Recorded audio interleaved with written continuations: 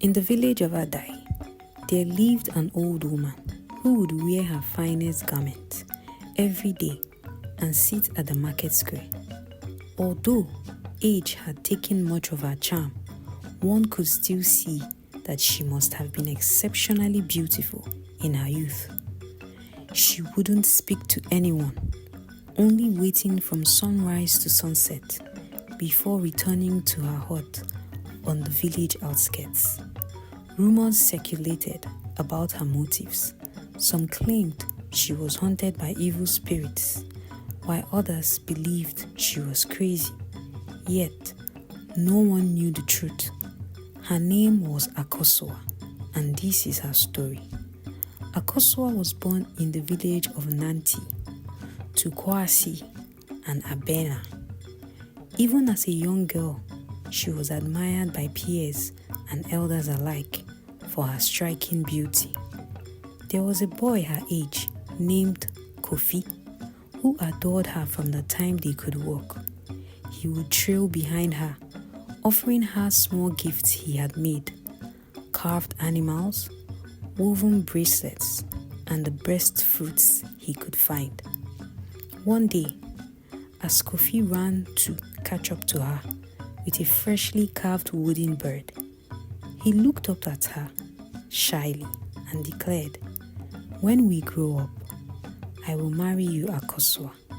You will be my wife, and I will be your husband." Akosua, with a teasing smile, shook her head. "Kofi, I am too beautiful to marry a poor man," she laughed. And though her words stung, Kofi didn't falter.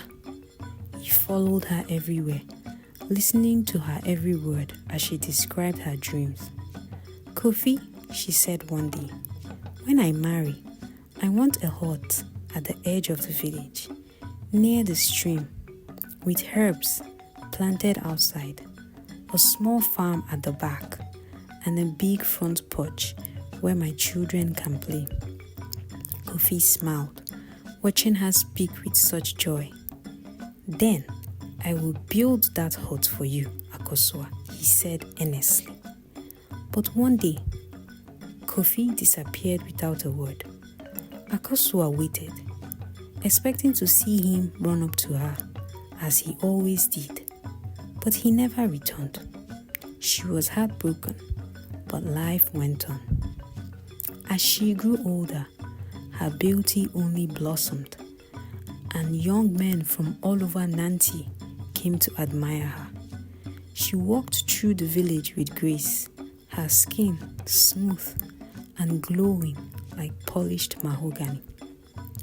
When she came of age, her mother, Abena, presented a cooked egg to the Queen Mother to initiate her puberty rites. Now, consider the woman. Akosua could officially accept suitors, and there were many eager to ask for her hand. But Akosua was picky. "I know I am beautiful," she would say. "I deserve the best man, someone strong, hardworking, and wealthy. Most of all, a man who loves me." Of the men who wanted to marry her, 3 stood out for their wealth. Yol, a skilled hunter; Kwame, a prosperous trader; and Kwaku, a wealthy farmer. Each of them tried to outdo the others to win her heart. Yao boasted of his strength and hunting prowess. "I once caught a wild buffalo with my bare hands, Akosua. If you marry me, you will always have the finest meats." Kwaku, a man of few words, simply gave her lavish gifts, beautiful kente cloths, golden ornaments, and rare herbs and spices from distant land. "You will live in luxury if you marry me," he would say, with a sly smile. Kwaku, the farmer, took a more practical approach. "I have land, Akosua, acres of it. With me, you will never know hunger or want." Akosua confided in her friend Ama, a beautiful maiden who often felt overlooked next to Akosua. I can't choose between them, Amma. They treat me as if I'm a prize, not a person. Amma, slightly resentful, tried to keep her bitterness hidden. Akosua, you have the wealthiest men in the village begging for you. Isn't that what you wanted? Maybe, Akosua sighed. But is it so wrong to want a man who sees more in me than just beauty? She was conflicted, but she soon decided that Kwaku, the wealthiest and most influential of the three, was her best option. On the day she planned to give Kwaku her answer, something unexpected happened. Did Akosua make it to her final destination? Join us in episode 2 where we reveal what happened.